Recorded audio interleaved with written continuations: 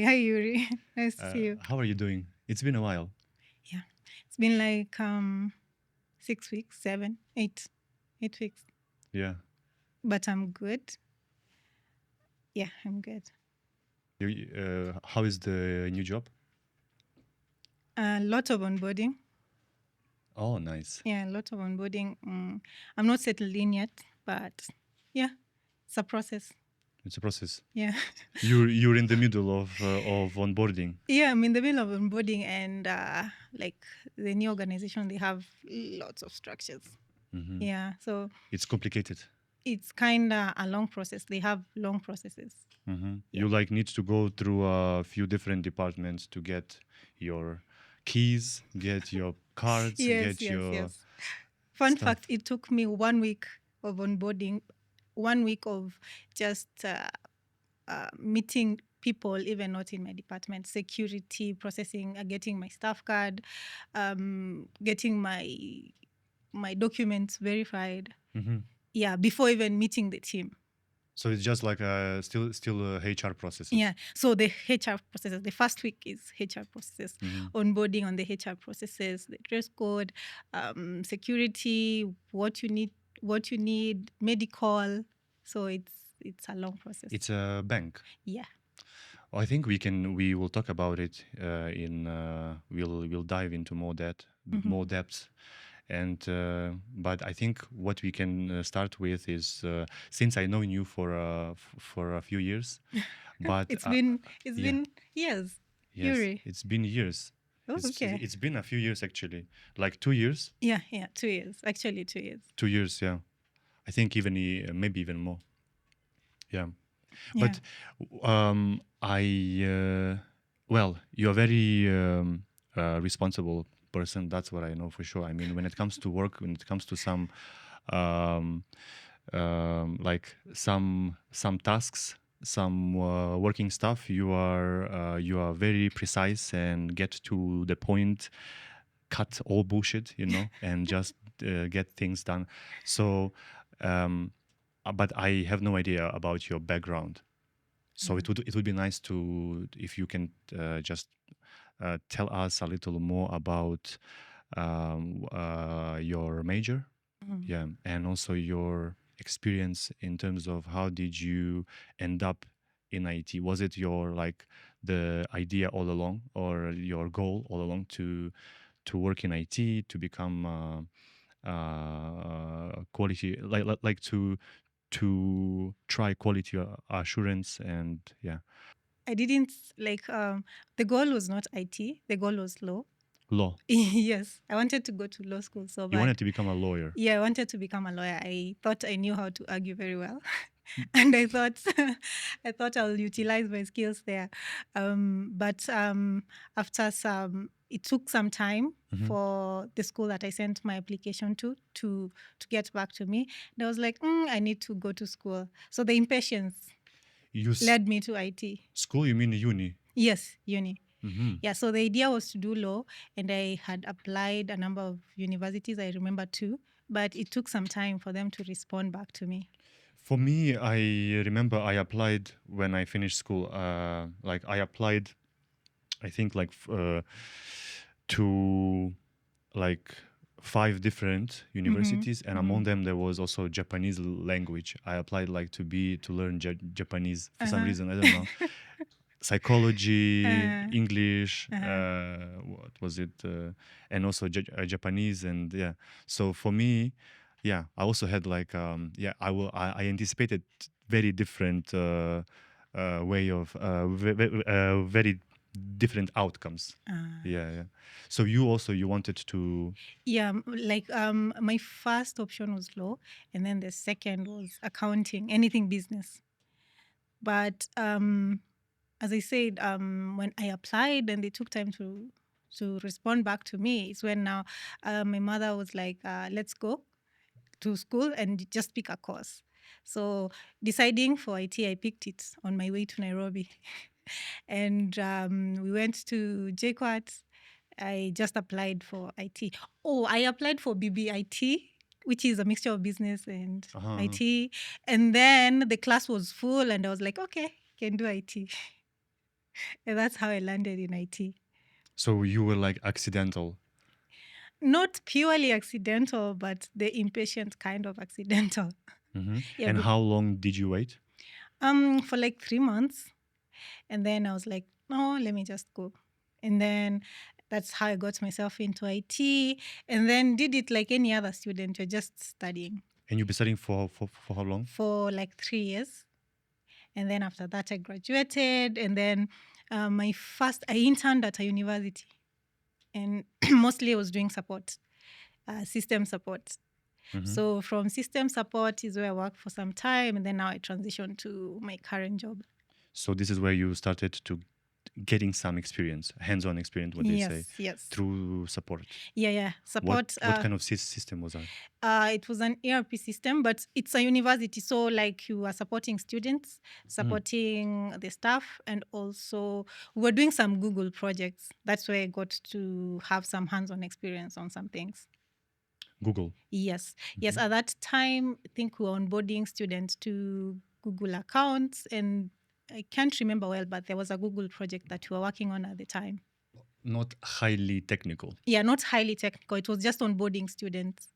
And also, I did a bit of networking. We were setting up student labs for computer labs for students. Yeah. Okay. And then for how long you've been doing this? I did it for like 2-3 years. I think 3 years. And then that's when now I started to get curious on how to specialize. You see now support is everything. You're fixing machines, you're installing softwares, you're fixing user issues. You at that time we were installing antivirus and stuff. So support entailed everything, and there was no really specialization in it. So after 2-3 years, I was like, now I need to specialize in something. And then the options were, at that time, there was a lot of buzz with Cisco networking. So I was like, I need to do networking. What is networking? Networks. Like Like social media? no, not social media. The LAN cables, the Wi-Fi. Oh. Yeah, pulling the connecting. What was it we were doing? I don't remember well, but at some point we are pointing nano stations to each other and pulling cables through buildings. It was So it was like a field work. yeah, it's like not office work. it's office work, but it entailed the manual bits and Some physical labor. yes, some physical labor. That's what drove me away from networking. That is the cables bit. Oh, really? Wow. Yeah. So you got to like actually work with some devices. Yeah, and cables. I don't know if they do it right now, but the RJ45 cables. Wow, I have Connecting no idea what's those. that. You mean those ones that are like Yeah, the ones that you connect to your laptop. You now terminating those cables and pulling them through buildings. And if you're setting up computer labs, like setting up those cables for different computers and like stuff. internet cables. Yes, internet cables. Internet cables. Yes, that's what I mean.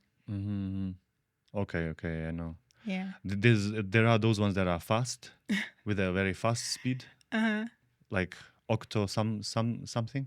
No, I don't remember that. And because that was like a next gen, I remember when these new providers came, they were like, our internet is super fast because we use, I don't know, I forgot that word, like the type of connection. I think that's either new technology or something I did not work with, but mostly we were the manual bit was terminating those cables and pulling them.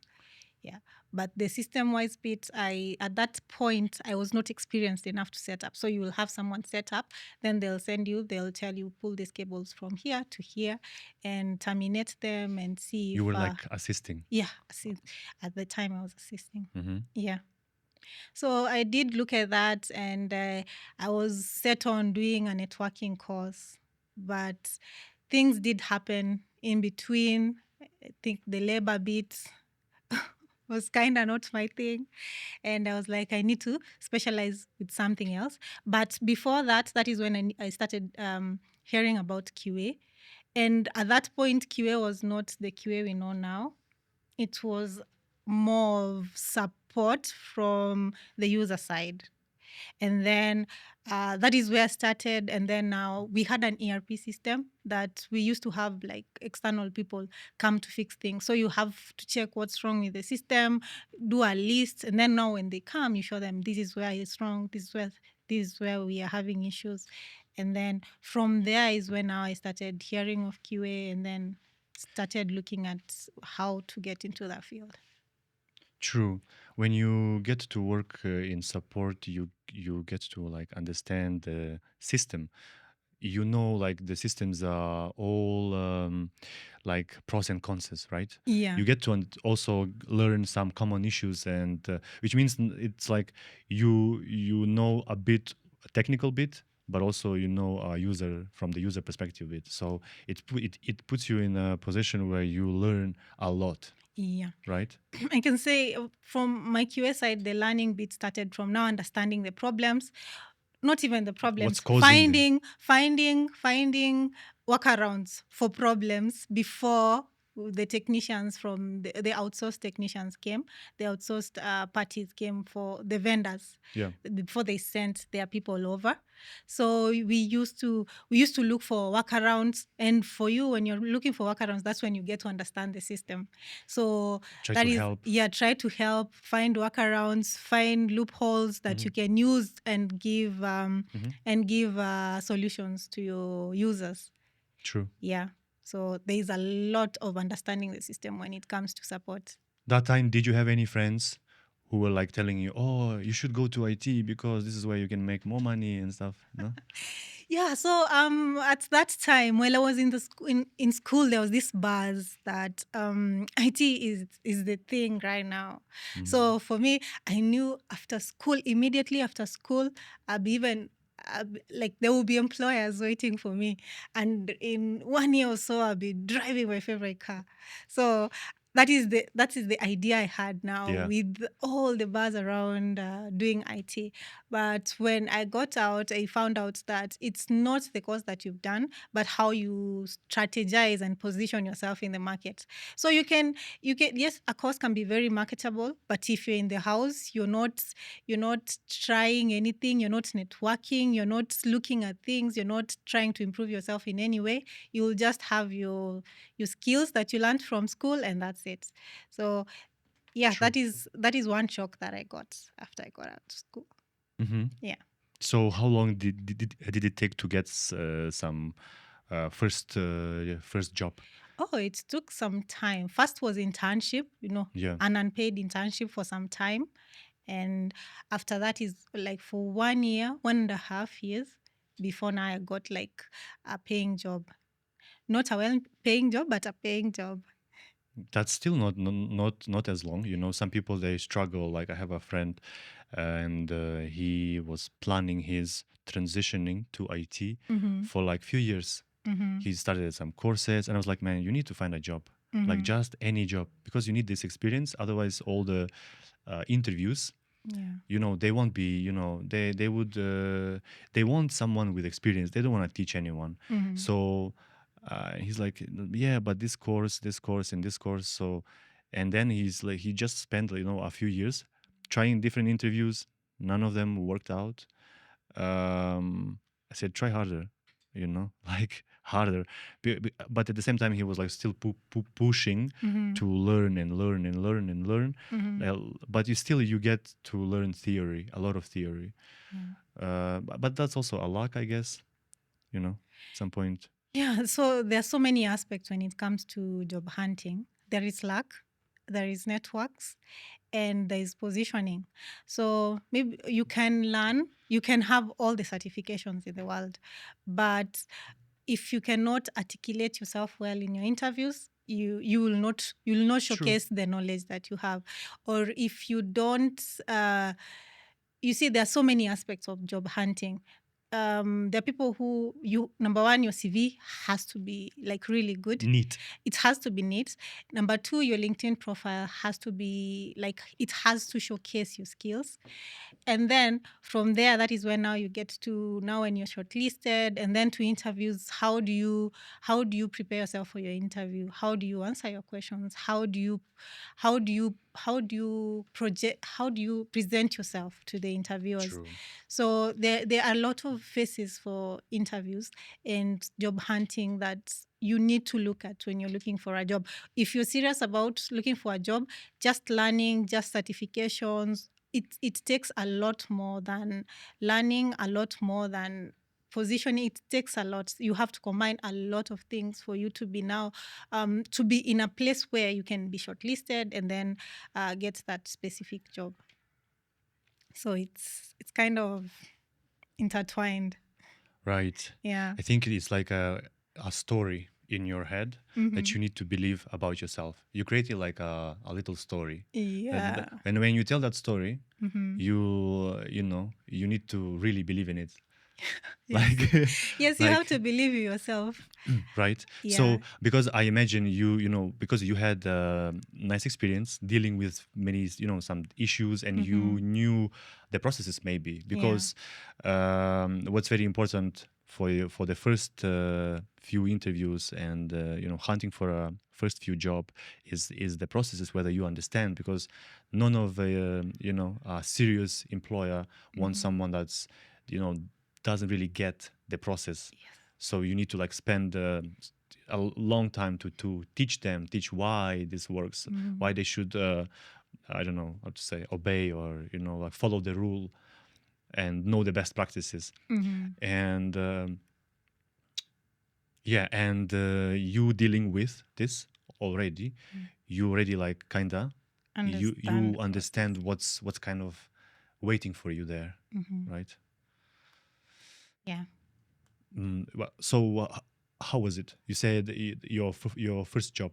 My first job, since I transitioned in the same organization, Was it that job that we worked no, no, with no, you? no. No? It's a previous one. Uh-huh. It's first before I transitioned in that organization that I was, and then from there now is when I started now. First, I was given a project and I was looking at it from the user's perspective and training the users. So the first, I didn't transition immediately. I was just given a project and I was told, this is the project, train the users, show us where we need to improve, and then do a report about it. So I did that for like a couple of months, like 3 months, and then provided the reports and all. And then from there is when I got the confidence to like now say I can be a quality assurance analyst. And from there now I started applying for jobs. The next job that I got was a business analyst stroke QA. Yes. Interesting. Yes. So from the experience that I had from that project, I was able to now That's a big leap, a yeah. huge leap, I would say. Yeah, it was. Now maybe I can put luck there, or Nice. just an opportunity came up and I took it. And from that business analyst role, I was able to understand how actually requirements are framed. You see, most of Very our important. job is to understand the requirements and make sure that they've been implemented. So I was able to understand how we receive requirements from now the business, let's say the owner, like they come, the user, they come, the owner, they come, they tell you we want this and this and this, how you translate that into business requirements, which are then translated into user stories, and then now they reach to us after they are done. So from that role, I was able to understand how the whole cycle goes, and from there is now when I started thinking of now certifications. How do I now get into now serious QA? Yeah. The business part didn't really ring a bell, or I mean, It did, but I think there was a lot of documentation. You agree with me? Like true. there is a lot of I don't documentation. like it. Yeah. Yeah, and then I'm a hands-on person. So Yeah. for me, that was just doing the requirements, and then they go to the devs, and then they go the whole cycle. And then for you, it's just to do UATs on them and just confirm that this is what we wanted. For me, it was a bit slow. So I wanted something that it's hands-on, like I'm understanding how does this really work, the technical side of it. And I felt like the technical bit was slipping away from me. And for me, that's what I've found interesting in this role. So I decided to now look at how I'll seriously get now into QA, where I'm hands-on on the system. For me, it was very nice when I tried QA to like get those builds on the phone. That was very exciting to me, you know. Yeah. Those people are working on the app, and yesterday there was no screen, then there is new screen, and it has these features. Yes. Yeah, that was kind of cool. Yeah. It's interesting when you look at the requirements and what has been implemented, and then you look at things from the technical point of view, and it's kind of magic when you look at it. Yeah, it's like magic becomes alive. Yes. Right, those code because yeah, the code like before venturing into IT, Yeah. people think of a code as for like something magical, you know. Yes. I Like, still what is think it? code How? is magical. Right? Yeah, many people think that. Yeah, it's a Yeah. magic. What happens there? Like, You know. like how do you input this and this is the output? It Yeah. doesn't make sense. But Yes. yeah, But it's very so exciting when yeah. like two weeks ago, before sprint starts, you just discussed it, and then after a month, you're already like using it, you're already touching Yes. what you've been just talking about. Yes. And now you have you get to experience this, and then what's more fun is to get give it to other users, other people out there, and they now try to use it. Wow. Yeah, it's actually, I always feel like when we have a new user story, a new feature, when it comes, like you can't wait to get your hands on it, because you're the first time you are looking at the requirements, so you're saying, so this is the design, this is how it went, and this is what has been implemented. It's actually interesting. It always feel like you're a new phone or a new thing. Like you're playing with a new toy. For people with toys, a new Smell toy. of Yeah. a smell of a new car. Yes. Yeah, you can't wait to like get your hands on it and take a look. And now from the QA perspective, you can't wait to make sure that it's okay. Yeah. Yeah. And the outputs, for instance, when you see like people using a system that you worked on and no one is complaining, it's an achievement. Oh yeah. Yeah. It's impacting people. That's Yeah. that's powerful. I agree. Mhm. Well, so this first job, for how long you've been doing before we met? For like 3 years. For 3 years. Yeah. Wow. Okay. Yeah. So You actually got a very good background. yeah, I did. From that job, I was able to do a few certifications, and then I was able to get into an organization that is a consultancy organization that sends you out to different organizations. You see, I was sent to the organization that we work at. Yeah. I used to work at. I was sent there via that organization, so I was able to work with a number of systems. Like I could go for 6 months, 1 year, so you could get experience from different systems, different organizations, different processes. So that was quite a good experience. You were like on a salary for that agency. Yes, but that agency is a consultant agency. So like it has resources, and then as an organization that wants their system looked at, they come and tell them this is the project we have. It's around this. It's almost ready. We need QAs. We need resources. Regardless, they had devs, they had DevOps, They sell a skill. Yeah, they sell a skill. So they will send you. Very important part. Yeah. When you get to not have an active project, would they still pay you? No, they don't That's pay bad. you. It's not bad, but most of the time you will not lack. I get it. Yeah. You see, that's in my view, it's like some part of like some kind of outsourcing, Yeah. where when they hire you, Yeah. but you not work for them.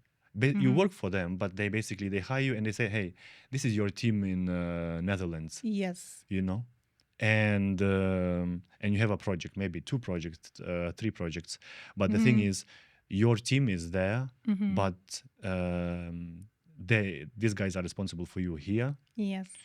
So I think the sad part is when that project finishes, they say, Mm-hmm. okay, we can pay you because now we need to look for another project, because they not, they don't really guarantee that. Okay, Mm-hmm. of course, if they have a many projects, Uh-huh. I hope, yeah, Yeah, that's what so happens, right? it's a bit of a risk, but at the same time, Opportunity. it's a good opportunity, Hmm. because if you're being sent to an organization, you'll be told a specific period of time, let's say 1 year. So this 1 year I'll be working here. Like a So contract. yeah, when it's almost over, like when you have like 2 months to go, 3 months to go, they'll tell you maybe we have a project lined up for you. Yeah. And if not, you'll have to, now you have 3 months to look for a new job. So it might be risky, yes, but it was rewarding. Can you share, like, during those first few years, Mm-hmm. what was your salary? No. I cannot share that. Okay. Yeah, because How to manipulate you now? you To, want to to, to- manipulate. Okay, maybe I can give. You see, different companies pay yeah, different ways, differently. Yeah. and from my experience, consultancy is much better than employment. I don't know, from my experience. Maybe I've been employed where I don't get paid as well as there are companies that pay more than consultancy. But I think for me, Because they pay. I mean, consultancy gets paid mhm, hourly yes, for your labor, kinda, right? So it's like they send an invoice for your hours, mhm, and then they say, we're selling you yeah, for $20, mhm, but we pay you $10, yeah. So they are like there are advantages and disadvantages. right? So in consultancy, you'll just get what you're getting paid, and that's it. And then let's say that in terms of job stability, it's not there. Right. Maybe next month you'll be out of work or Hmm. something of the sort. But highly rewarding if you negotiate properly, if you negotiate your remuneration properly. But when we come to employment now, employment is good in terms of stability. So you have that job. No one will just come, wake up and tell you you're out of work. And there are benefits that come with employment, like insurance, like healthcare, Yeah. and we have a few other things. Like some organizations have some benefits that are really beneficial to someone. So you have to pick.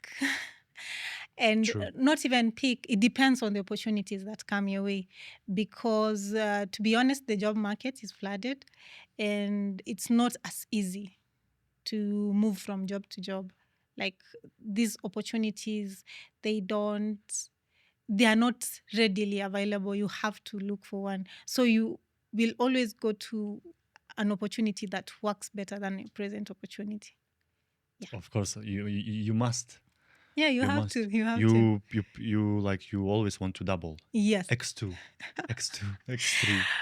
But yeah, you can double. That is when you've not been asked for your pay slips by HR. Right. Yeah, like I don't know Yuri, if you've experienced this, but lately, like if you're moving from one job to another, they'll tell you like send us your last 3 pay slips.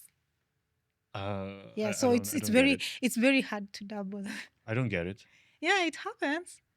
The job asks to prove for a proof of your previous Yeah, employer, of yeah, your previous salary. yeah. You're asked to send like I What don't if you know if say I don't want? um in That's most private. in most cases when you say that is when you're not really looking for a new opportunity. Let's say like when you want to like you're really looking for a new opportunity and you think moving to this organization would be good for you. Mhm. I don't think you have that leeway of saying this is private. But I believe you can say it's private. I don't know the repercussions though. Well, because I think to disclose a salary of your employer, it's not just up to you, no? Like there should be a consent. Okay. I I think so. I don't know if that exists, but Because it's like it's like you are giving a you let people know um, how much your previous employer would pay to such expertise or to such skills. Uh-huh. So it's your salary, but still it's like a salary of that company, how much that company pays to people. Well, I don't think there is a law there that forbids I don't that. know. But yeah, it happens. You I can am dabble. against that. No one likes to share that info. But I believe there is a reason why that was put there. But yeah, I'm again. I push for people have higher salaries. Yeah, everyone wants that. yeah, yes, and that's yeah, and I understand you need to fight for it sometimes, Mm, right? mm, But also your skills. When you do your job nice, you become demanding, on the yeah, market. yeah. That is why there is ever like in our field there's learning. You're learning day in, day out. You can't you can't stay a whole year without doing a certification or learning a new skill, learning a new tool. There's always something new for you. Like for you to be up to par to the current market, you have to keep learning. Let me tell you one thing. I think I've never said this before, like here. So after my first job, Mm-hmm. I got like many, interviews, right? Oh. I mean, recruiters would, HRs, would Mm-hmm. reach out Mm-hmm. and say, "Oh yeah, we like your LinkedIn, whatever. Mm-hmm. Would you be interested in, checking this position, this opportunity?" And then we are looking for someone like you, 1/2 years of experience, Mm-hmm. or 2 3 years of experience around Mm-hmm. that, right? Mm-hmm. So let me tell you my experience about that. So I position myself as a junior, Mm-hmm. or what you call like beginner, Yeah. right? Mm-hmm. So, and I would do interview, and that interview would be like very demanding. I mean, of course there will be like a few stages, as you said, the shortlisting, the screening, shortlisting, and then getting to some into some technical, maybe like first technical, second, like let's say interview with technical, like some technical person, and then with a team, right, with a team of people who actually you'll be working with, probably. So and it was super difficult, from the experience I got. Oh, one more thing I wanted to mention is when you worked for an agency, right? I think the same thing. When I worked in that company, it was outsourcing, so I get to have experience working with many projects, Yes. because the agency, they sell you, maybe you work 1 month on this project, or another month on the other project, and you would learn, oh, this is e-commerce, wow, this is CRM, and this is some new app, some Yes. and then you like, okay, I work with app, I work with CRM, I work with this. So during a very short period of time, you work with so many systems, Yeah. right? So you feel like you know stuff, right? So when it comes then to this interview, and you kind of like, you solved some problems, you already, you you you put some production down at least once, Yeah, that happens. you've done some terrible mistakes, you messed with some people, Yeah. you feel like, okay, now I have some experience already, so that now I can share. Uh, And those interviews, I would feel like I still like know nothing, because they would ask me so many questions, a lot of theory, so much theory, how to do this, and definition of this, yeah. definition of that, what's this, and like, so, but how did you do your project without this? And I'm like, because we never, and I try to explain. I always would explain myself, like forgetting about some theory. which was like so. I felt like Jesus. I worked so hard, Yeah. and I can't pass these questions, right? And then I was like, okay, let me. So my expectation was, and like my focus was around me being like this junior, having 1/5, 1.5 years of experience. And then I was like, I said, no, no, no, this is so exhausting. It doesn't worth that money. Basically, whatever. If they hire me, I would basically get the same what I'm having now, or maybe just a slightly higher. So it doesn't. It's like it's not worth it. Yeah. Going through all this hell. So I was like, okay, let me position myself as 2 years experience Yeah. and two and more. Those interviews started to be very different, And what I've noticed, those questions around theory, they used to have maybe something about theory, but more now about your projects, about how you handle this stuff, how you handle that stuff. So I started feeling like, okay, this is getting easier. Yeah. Me positioning myself like I have a little more experience, and the interviews start getting more easy. That's what I wanted to share. Eventually, that worked for me because when you are this fresh, they want to like get all like 100% from you, 150% from you. They want you to know this and this and this, and already worked on this, and then still you're not enough, But once you have a little bit more experience, that's where they come to you and ask you, and say like, okay, tell us what you think. They start value your experience. Yeah. Not about pushing, like expecting from you to answer exactly questions what they want, but seeing you as a person, as a professional, and like start actually learning from you and say, wow, okay, this was interesting. How did you do this? And I felt so proud. Yeah, actually, I have such an experience that you can fail an interview because you forgot the definition of something. And you actually, that is something that is something you've worked with. It's just that you've not focused on the theory. And we have such cases that Tell me about the most horrible interview, if you want. okay, I have not done so many interviews, but there is this one interview that I think I had. It was a mistake on my end. I saw the interview was starting. I thought the interview was starting at 10:30, but it was starting at 10.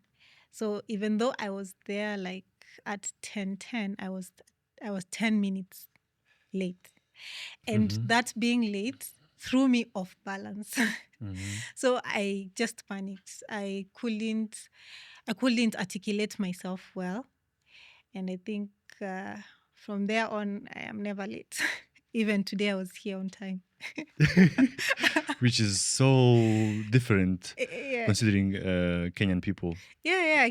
I keep time because that is something I could have avoided by just second checking that specific invite. So it's just rolled from bad to worse. Are The you being minute like a I little? started, yeah. Are you being like a little too hard on yourself? Yeah, I was a little bit too hard on myself because that's an organization I wanted to work with. I really wanted to work there. You couldn't tell them I was so worried. Can we like reschedule and Yeah, I I try did. one more time, please? I did ask for that, but I don't think it. You see, being a QA, some of the things that you need to know are deadlines. Like you have to be very thorough with your work. So I Right. think that reflected poorly on me. Yeah. But I think maybe I had something similar too. But also I remember, you think after that and you're like, okay, let me maybe just text them and say what I feel. Sometimes it helps, you just I did. throw I your. didn't even ask. Actually, I went and sat down. The HR lady was a very nice lady. I just sat down and told her. I didn't lie that it was traffic or something. I just told them that I mistook the time. But you see, I was there, like I was 10 minutes late because I thought I was 20 minutes early. Mhm. Yeah, so I did talk to the HR, to the interviewer. I told them I apologize, and I actually asked them if they could give me another chance. And they told me like they'll just look at what they have, they will go with what they have because they were actually in a hurry to get resources. So Have you ever had like some toxic interview? Where not really. not really. Okay, you're lucky then. Yeah, I think that was my worst experience with interviews. And Mhm. yeah. Tell me now a little more about now. Uh-huh. Yeah, what are you doing now? Oh, my current Yes, your role. current role. Yeah. What is it? Is it still QA? It's still QA, but But it has a now, different flavor. yeah, it has a totally different flavor. So previously we were used to one big project, few features, and we have one mobile app, one web app. Like we don't have a lot on our hands. So for my current role, things have switched up a little bit in that we were Mhm. doing the whole QA, like we were doing the whole manual, End to end. yeah, end-to-end tests. Like there was no definition that you're a manual QA, and we Right. were starting on automation too. Right. And now where I am, like things are a bit more specialized. Like we have people who are solely doing manual QA, and then we have automation, and then we have performance testing. So for QA, for performance and automation, the QEs, and then we have QAs that are doing SITs and UATs. So I did interview for performance, and now that is where I'm working on performance right now. But now it was a big shift, given that we were we were doing performance. We were not doing performance at all for our systems. Yeah. Yeah, so performance. Performance Yeah, is load yeah, testing load testing, or stress testing, stress soak testing. testing, endurance. Like it's Mm. just specialization to now specifically performance testing. So for me, performance was a small bit of testing, but now where I am, like it's a big Broad. deal. Yeah, it's broad. Like there's a lot of things. There's a lot of learning. There's a lot of let's say growth in terms of now specialization. And I can say it's been a bit challenging, but it's very interesting. What's which domain? What do you mean by domain? Like what is it? Is it fintech? It's fintech. Yeah, another thing. Earlier I said like we're working on one project. We don't have a lot of moving parts. Even if we have a lot of moving parts, they are just part of the same system. And our ecosystem was a bit small because mostly the users were staff. Mhm. Mostly the users were staff. But now, let's say for where I am right now, Yeah. the users are broad, the applications are many, there are a lot of moving things, there are a lot of integrations, and it's quite different from what I was used to. So like there's just a lot going on, passing by. You just now have to just quiet down a little bit, pick a project, look at what it interacts with, and then start working from there, which is totally new to me. When it comes to performance, Mm-hmm. why is it so important in this domain? Is it because people try to like try some loopholes in the system, Performance mainly stress is testing and stuff? Because people like try to, like put some emojis when they, or yeah, that reminds me of a story. We've been told that users can use the system in the most ridiculous. ridiculous ways possible. The way you've said, someone can put an emoji on a password or try to upload an image where you're saying, where they're just trying to input a password. But yeah, so for performance testing, mainly is to make sure the system is up and running and there is no downtime for users. Let's say you have, let's say, a ticketing app. People, we have rugby sevens coming up, and Rugby?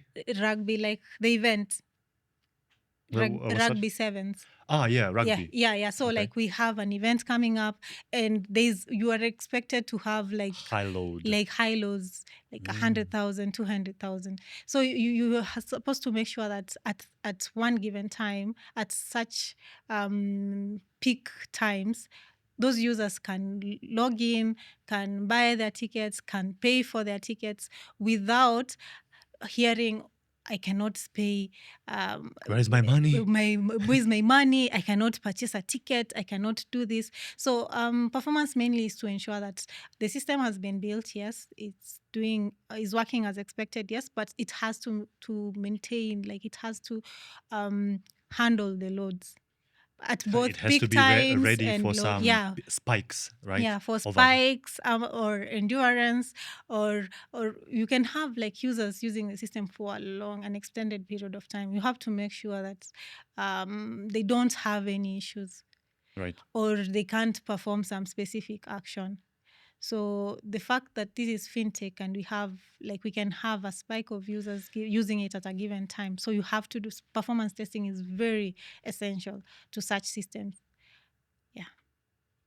Do you use AWS? Yeah. There is AWS, but there are a lot of, like, in terms of architecture, there are a lot of systems, but now we have like different people entirely working on that.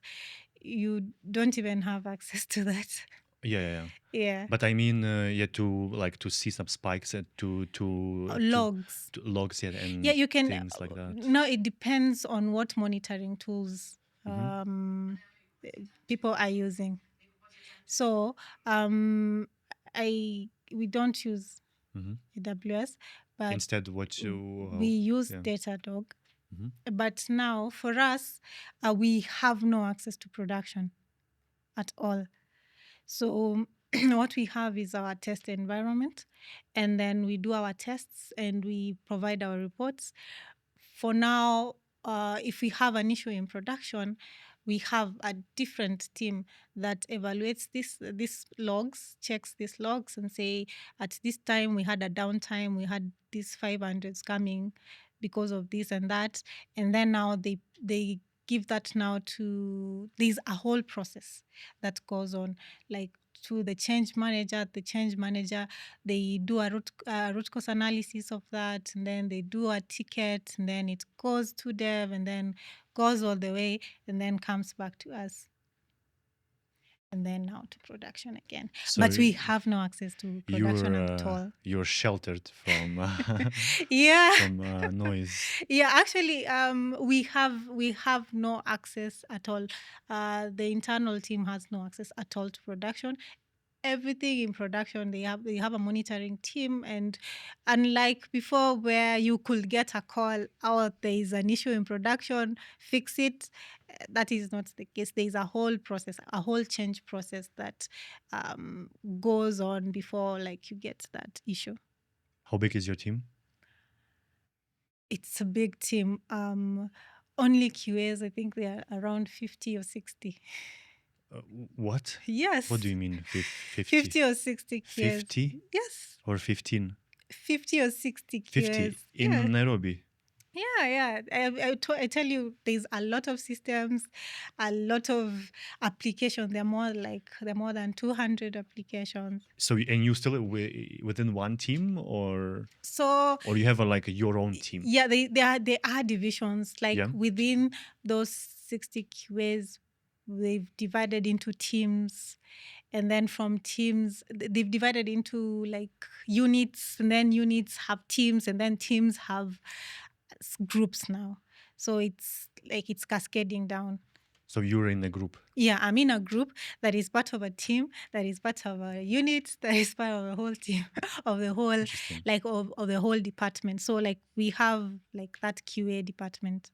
Mhm. Yeah, like it's a whole department. And so who is you work the most closest with? Like is it with the same people like you with QA performance type of expertise, or it's some managers or some developers, engineers, So, like I mean this kind of team. or So the team. people who are you like engaging on a daily basis every Mhm, day. mhm. Mhm. So we have a Scrum Master, Yeah. and then the Scrum Master is managing a number of people and a number of projects. So for Mhm. performance, you find that you cannot work in one team. There are teams. You're working in separate teams depending on the projects that are ready for production. So like when we have a project, it comes in, it's done. QAs go through SITs and UATs, and then now if it needs performance, that is where you come in, and then you look at it, you do performance for it, and then you provide the reports, and then it goes to now review for production, and then goes to production.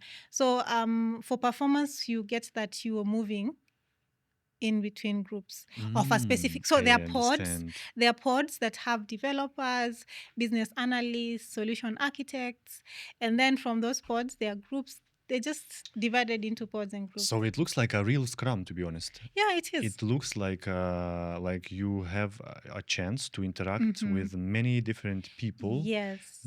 depending on the problem or the Yeah. project or the, because if it's scrum means like you get to solve some problem. So it's like you have a temporary Yes, a so- temporary yeah. pod or group Yes. that you're working with. So you get to work with DevOps, you get to work with devs, you get to work with the business analysts. There, you're to go to people if there's like you don't understanding the requirements, or there's a gap you're seeing. You get to work with solution architects, the UI UX. So you find that in a pod we have 2 or 3 of those resources. That's very good. Yes, and who are working on a number of projects. In my experience, this is very good. Yeah, it is. Mhm. It is. It is. It somehow simplifies the job Very. when you're working on a project. So you find you that have your fixed you team. have your fixed team. You know who you go for this project. You know who you are going to. This is the business analyst. This is the solution architect. This is the DevOps. We have security people. So you have a small team that you go to for that specific project. So it's a big team, but it's been decentralized. How do we call it? It's like microservices. I understand. Yeah. Pods. Yeah. It It's like pods. Yeah. It's like, right? Because Scrum, that's the whole purpose of a Scrum. Yeah. When you have a very complicated environment, Mhm. many different features. Some features were developed 5 years ago. Yes. Who knows how it works? Right? Yeah. Those people already They're gone. not even there. Yes. Mhm. So that's why you need a flexible approach, and Yeah. this is where what Scrum can give you. Mhm. You have Scrum Master who can like understand. Okay, this guy maybe knows a bit of this, and this knows a bit of this.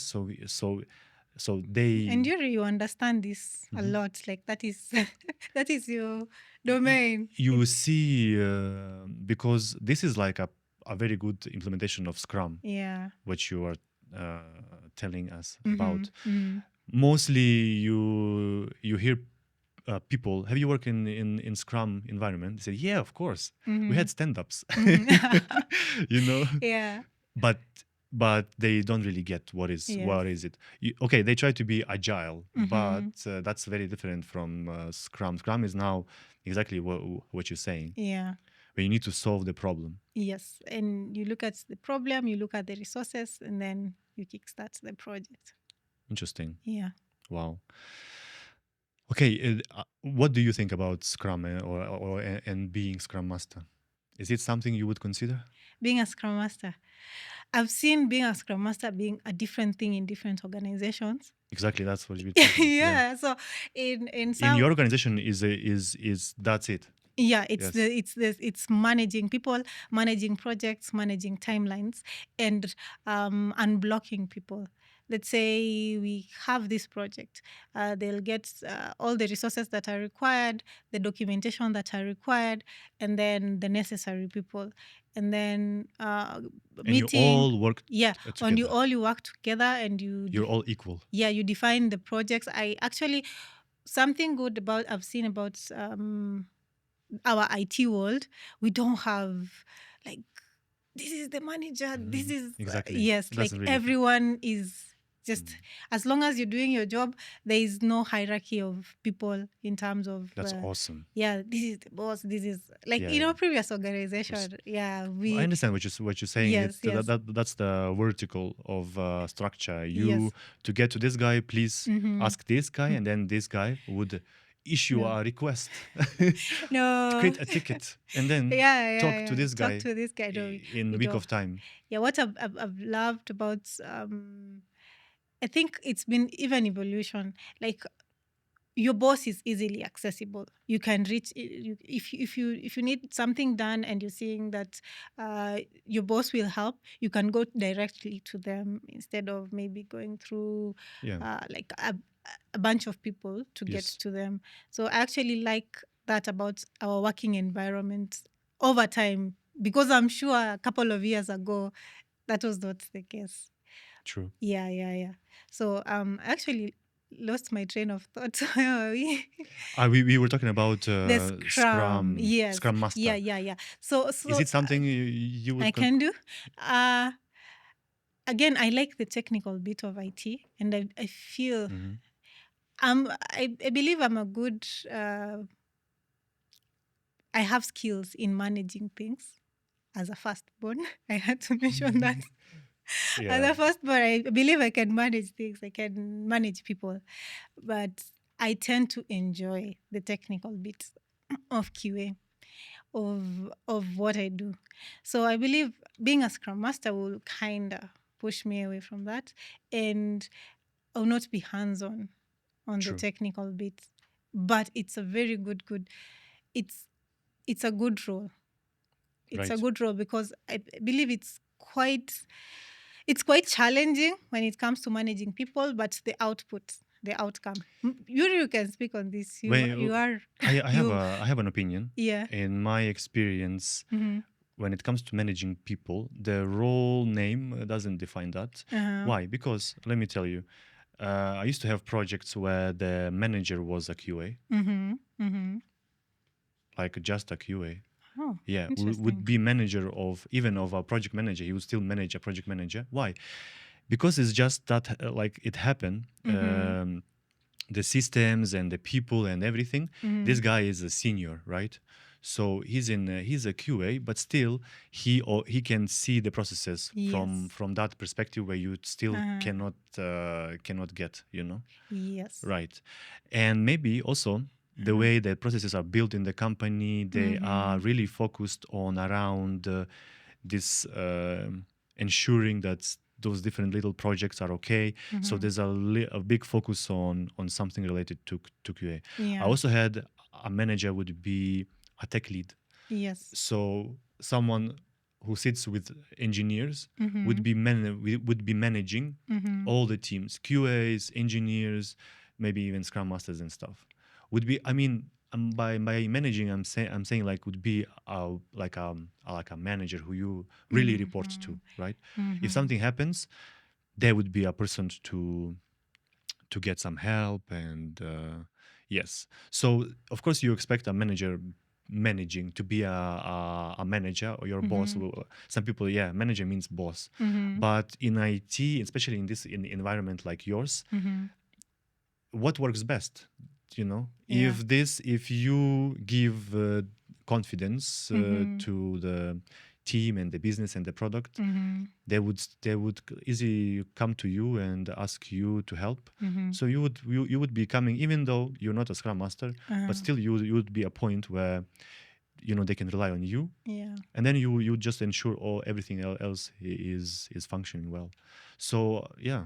If we look at it from that perspective, then I think, yeah, I can do that. If you put it from that perspective, it sounds like something that I can do. Yeah. Yes, what I like about IT is whatever works best, that's what there is no clear instruction on how you should do stuff.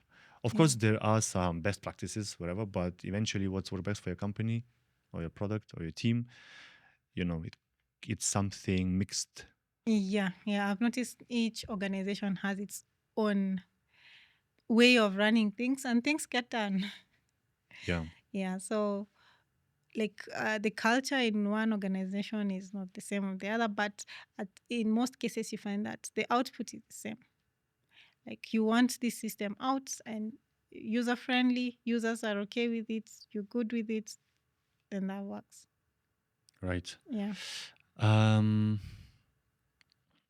When you started, Mm-hmm. have you ever thought of have like your own business, like implementing your own application or Uh-huh. and stuff like this? Of course, of course. Everyone thinks of a business when they have like skills. Like when you're in that You were environment, you're like, saying, okay, if I yeah. would be doing this, I would be Mm-hmm. done. This would be much better because Okay, these guys are that's so. that's not much better. But you've looked at something and you're like, I have this skill and I have an idea. Maybe you can do that. But I have thought of that. I've thought of business. Mhm. I have thought of the one key thing I've thought of is consultancy, and that's something that I'm working on. To help people. Yeah, like consultancy in terms of systems, Mhm.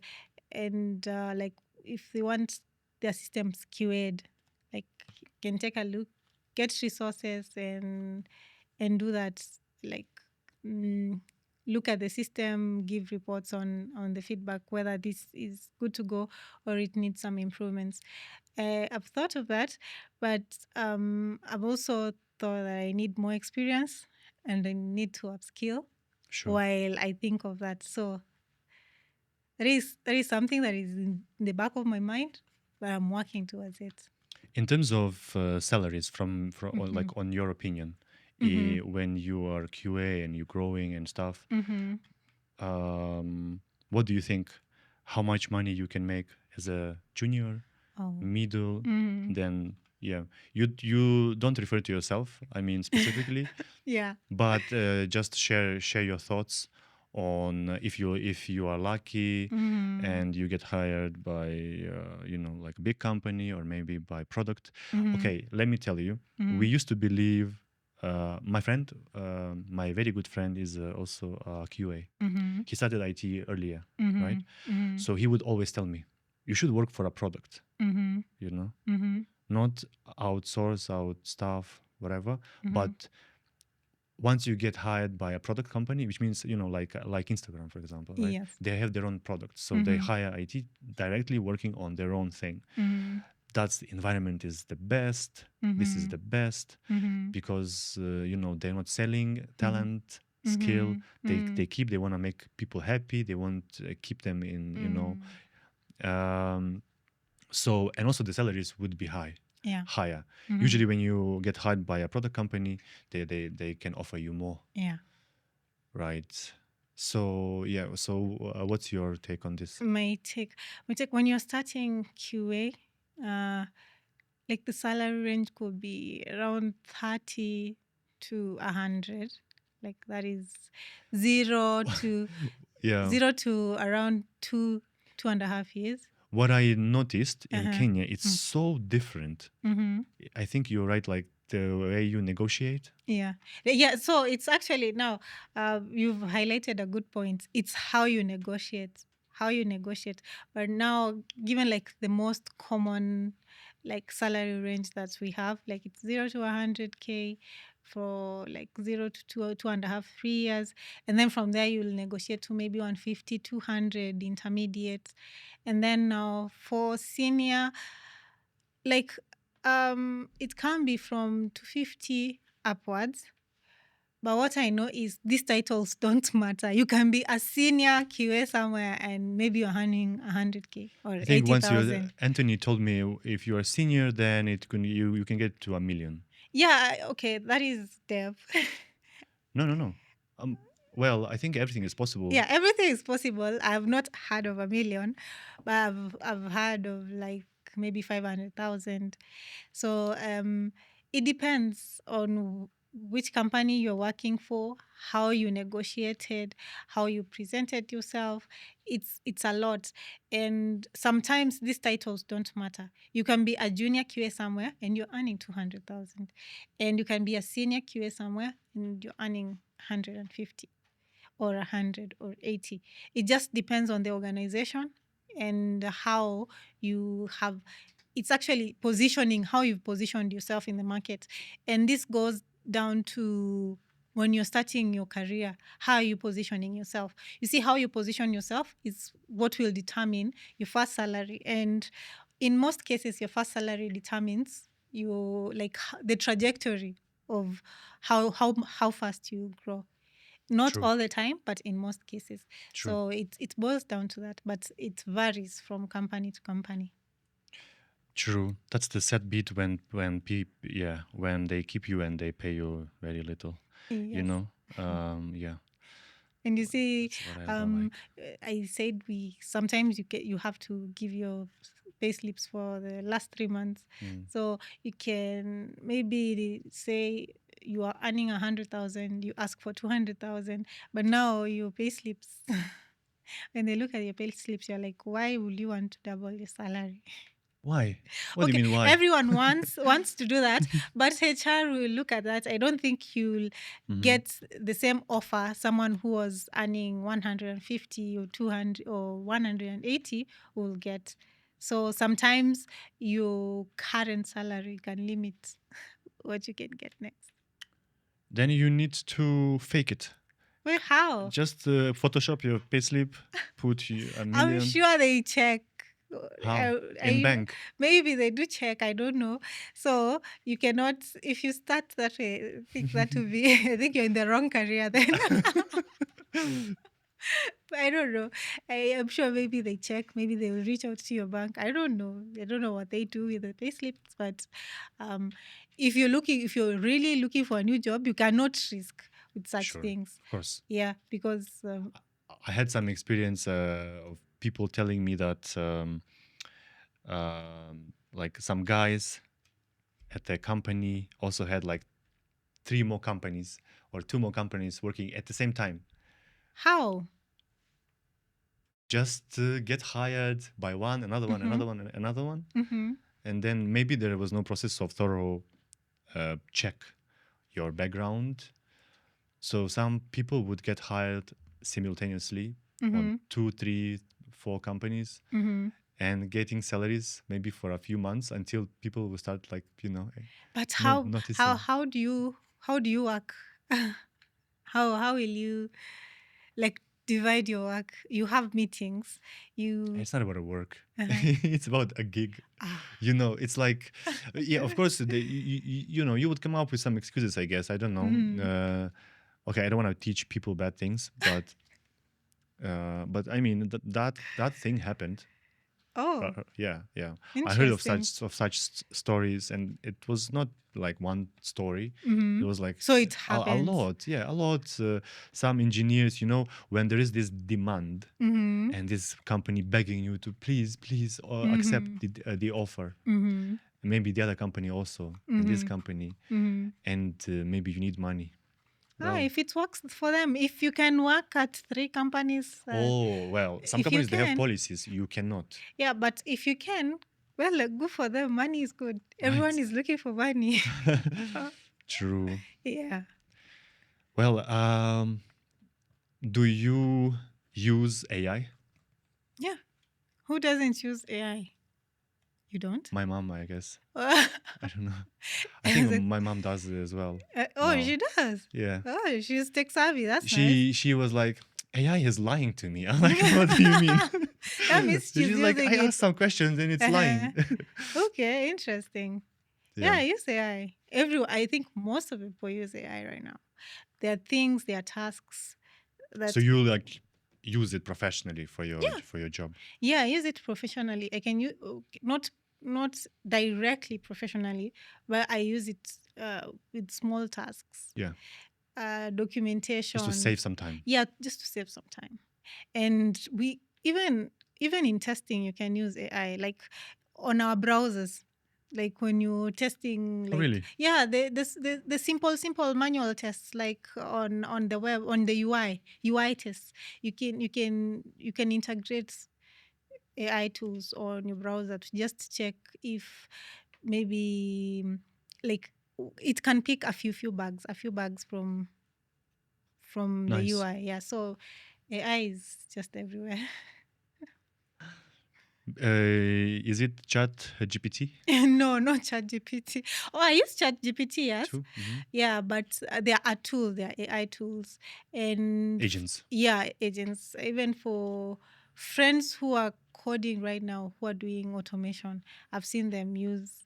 I just forgotten the name, but they use AI. Like they have AI helping them to do a few things. Mhm. Yeah. Myself, I started using Grok. Mm-hmm. You know, I've not heard of it. Grok. Uh-huh. It's if you download Twitter Mm-hmm. X, Mm-hmm. you would see Grok. Mm-hmm. They embedded it, Ah. so it's Elon Musk AI. Yeah. Oh, interesting. Now they release like some new features. Uh-huh. What's interesting? That They call it Grok Heavy. It's like a group of experts. mm-hmm. Which, my feedback is not very good, to be honest. But okay, it has some pros and cons.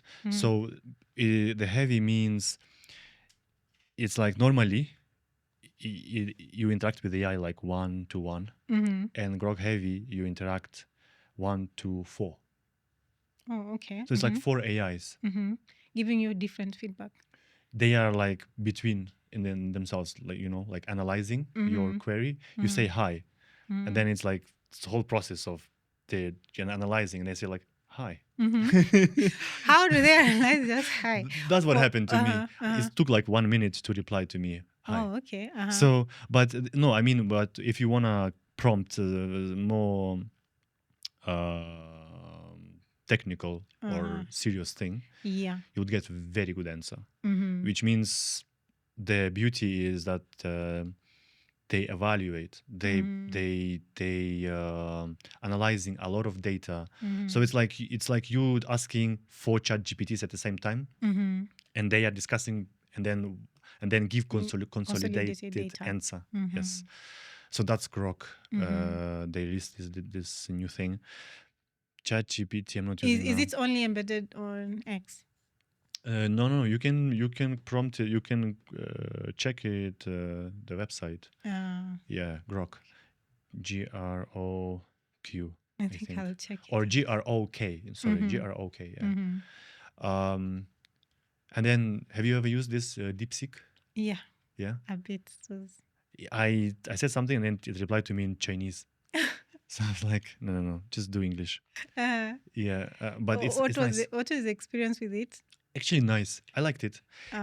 It has a different vibe, to be honest. Yes, right? it does. Yeah, it does. It's a different vibe. It's a bit different. ChatGPT, I think. ChatGPT is very cool. Cool, yeah, from the cool side, family side, and then DeepSeek, I think it's from like a bit serious side. I feel it's a bit serious in terms of tone and response. Yeah, true. Yeah.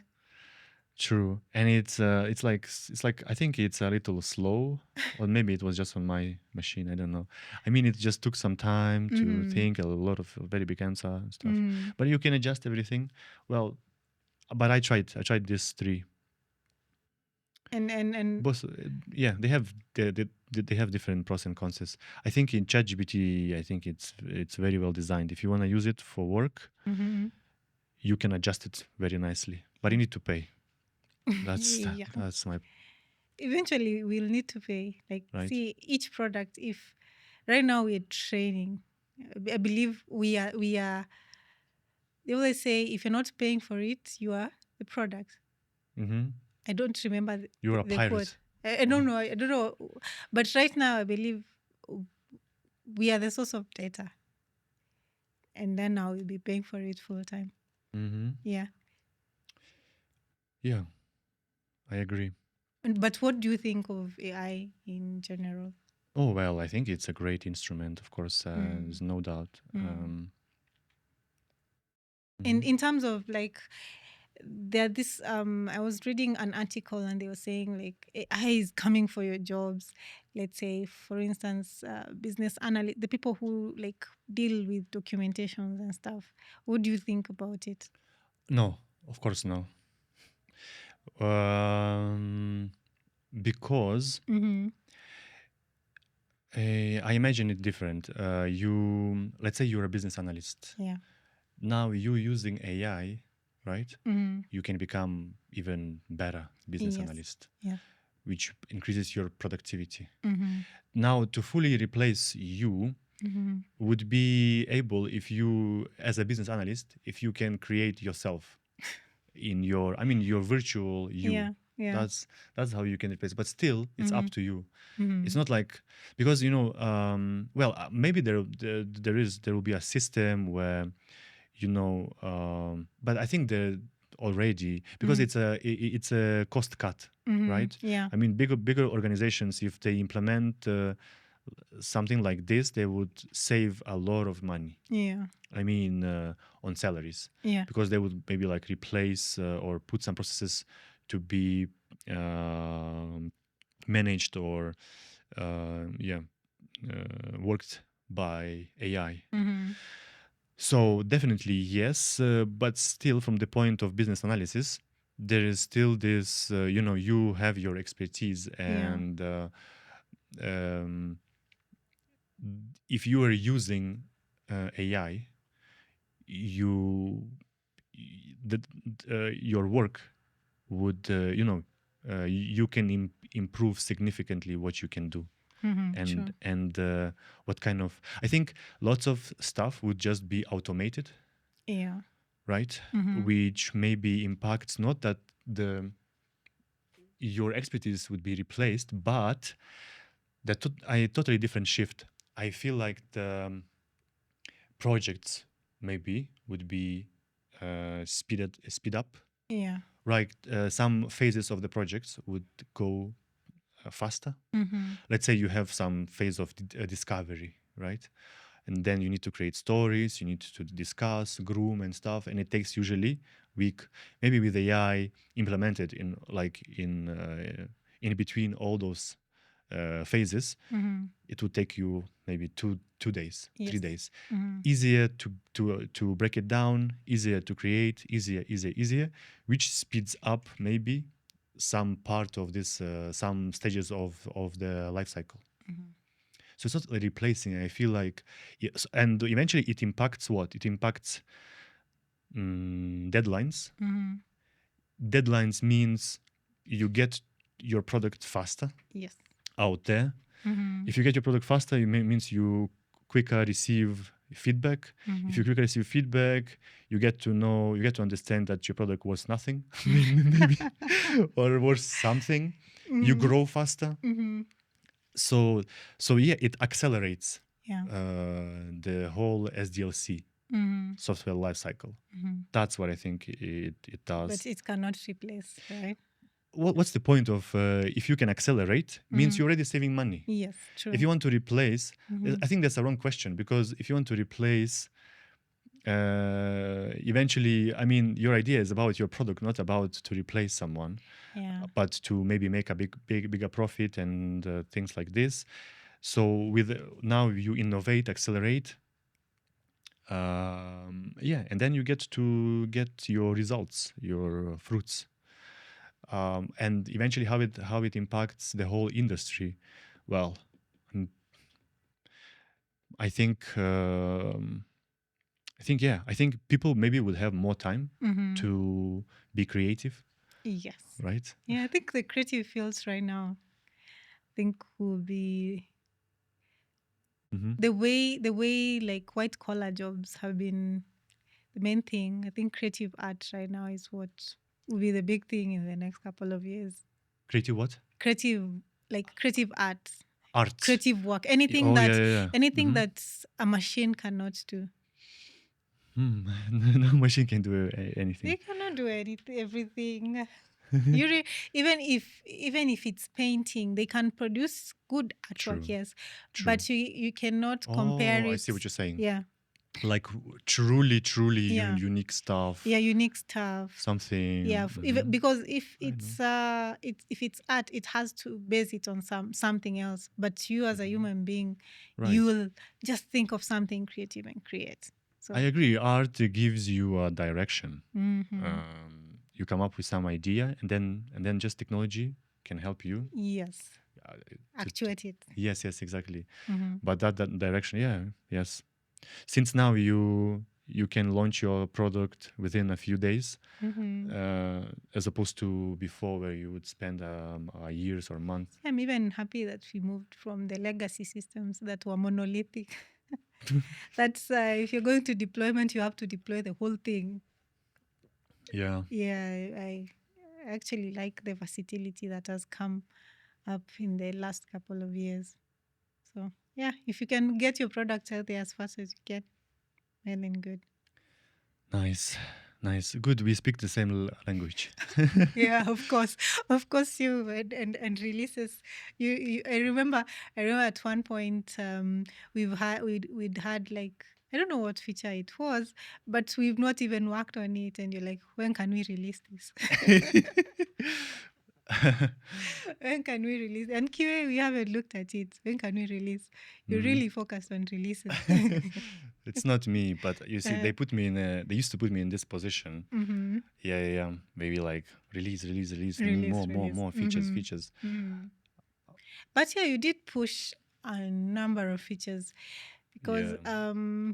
as much as that was from the QA perspective was not the ideal way, I actually noticed we were able to, when things were out there, the issues that were coming up were forcing us to rectify those changes. You remember when we had meter changes not working? You see, now people had to work overtime to make sure that now meter changes are working. So sometimes pushing something out is good for you to accelerate the process to the Oh user. yeah, Yeah. I see what you're saying. You used to push, we used to push things. You're like, no, we are not ready, but like, no, we're going tonight.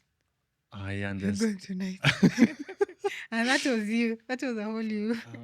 Maybe there was some voices behind my back Okay, yeah. But manifesting just for in. us, it's you we were seeing. You're like, oh, you're really saying we have to go today.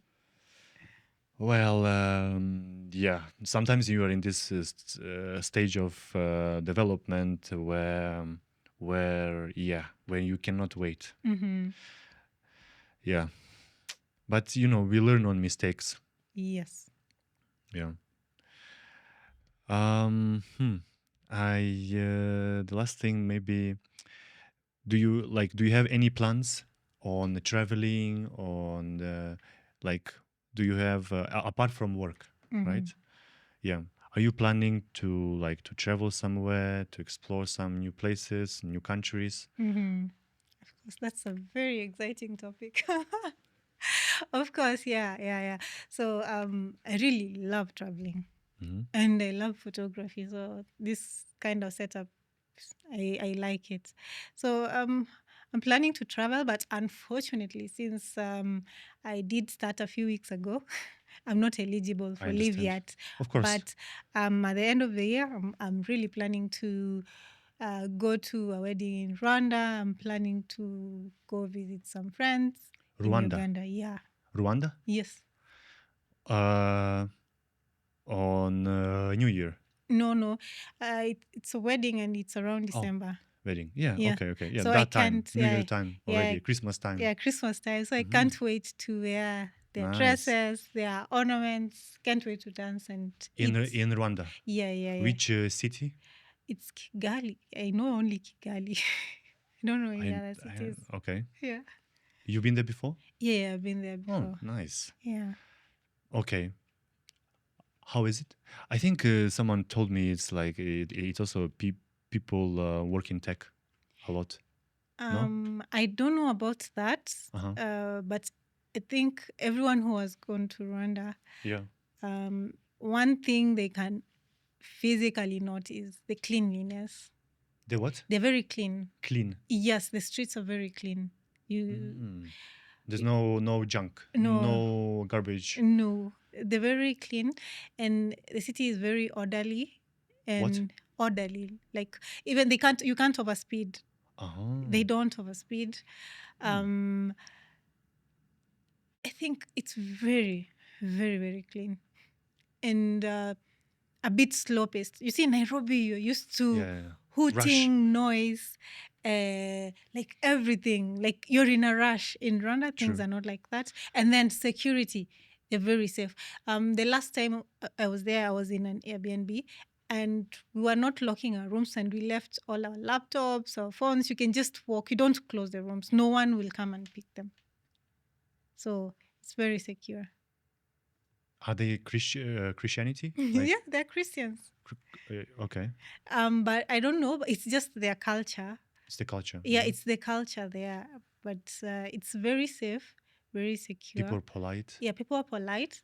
They speak And English. yes, not so many, but they speak French and French. yeah, they have a lot of French speakers over there. And Swahili. No, we have a few Swahili people, but I think the Swahili are the ones from Congo or something. And then we have Kinyarwanda now. But mostly French. They have many French speakers. You also speak French? No, I don't. So when you're there, I was lucky to have like a friend who was here before. So like she knows Swahili, she knows English. So she was our tour guide. she's And she's all the time she's the one taking us around, taking us to places. So we don't have to I don't have to think. I need to know a little bit of Rwandese and a little bit of French. They have like their own language, Rwandese. Yeah, Kinyarwanda. Rwanda. Kinyarwanda. I think it's Kinyarwanda. Not like Kenya. It's Rwandese. It's Rwandese. I think it's Okay. Kinyarwanda. Yeah. Yeah. Okay. But it's interesting. It's an interesting country. Oh, I would love to visit too. Yeah, it's beautiful too. And Kenya is beautiful too, but now they have focused on ensuring they have a day where they clean, and then there is a day where they run, like the streets. They from I don't know, from 8 to 10 or 11 or 12, the streets are closed. Like people are running and working out, and then they go to a centralized place where there is medical aid, there is water and stuff. So they have Interesting. a beautiful culture. Wow, you should send me some videos then. Yeah, I have some. I think I'll show you after this. Okay. Yeah. Okay. Wow, interesting. Now, on this high note, Before that, are you planning on traveling? Me? Yeah. Okay. I think yes. I was actually thinking that I need to go to Czech Republic. Mm-hmm. Yeah. Yeah, I've seen images is- of their buildings. They're quite historical. Oh yeah, the city. Yes, oh, yes, yeah, the city. Prague. Yeah. Those cities are very nice. They have this more like common architecture for that type of places in Europe. Yeah, but yeah, I mean Prague and all the big. Okay, not all, but like Prague, Budapest, and also in Prague there are many cities very very beautiful, like in Czech Republic. Then also in Poland, all of them could be a little more or less similar. Yeah, but of course they're nice. I have some reasons to travel because of some things I need to do with my with my passport. But then also, yeah, I have so many friends there. Ah, really? Oh, so it will not be your first time? Oh, of course. I used to live there before. Oh, you used to live there. Okay, that's interesting. Yes. So I'm thinking around the same time as you, I think, right? December, the end of this year, I should go there. Apart from that, of course, I would love to go to many places. Outskirts. Yeah. Yeah. Nice. Yeah. Anything else on your mind? Not really. Okay. Okay, we've been live, I think, for like 1.5. Yeah, Oh, really? it ran fast. Yeah. I've been speaking for all that while. Mm-hmm. I think Yeah. I've utilized my words per minute today. My word count today, I'm done. You'll be just silent Yeah, I'll for the just be remaining. silent the remaining time. Yeah. Okay. Then I wish all the best Mhm. for your travel. Of course, for your work. Mhm. Mm-hmm. But For your struggle fast. no for onboarding, uh, smooth onboarding, uh, and on your first projects. mm. Yeah. Oh, Seems actually, it's already have like 3 projects ongoing. wow. Yeah. Okay, so it escalated fast. Yeah, it was. It was like, you're welcome. Here is the documentation. Nice. Yeah. I hope they value, they have some work-life balance, so you Mm-hmm. get some time to plan your trip, Mm-hmm. for your upcoming trip. Yeah. Yeah. So I wish you all the best. Thank you. Thank you. You have fun too in search. Thank you.